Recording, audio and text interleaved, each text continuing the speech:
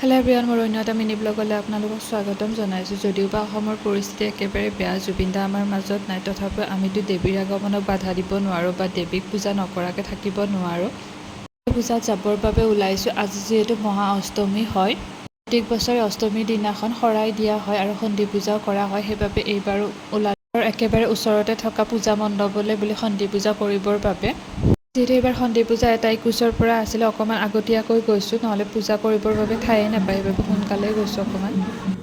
এই সন্ধি পূজা আৰম্ভ হৈ গ'ল। প্ৰায় 45 মিনিটমান সময় সন্ধি পূজাত বহিলোঁ। তাৰপিছত মণ্ডপতে অকণমান সময় ফুৰি খিচিৰি খাই ঘৰলৈ আহিলোঁ।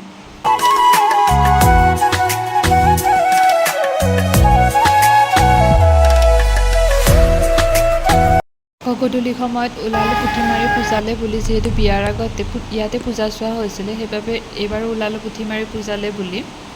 এইবাৰ পূজাত অইনবাৰৰ নিচিনা মানুহৰ বেছি ভিৰ নাছিলে।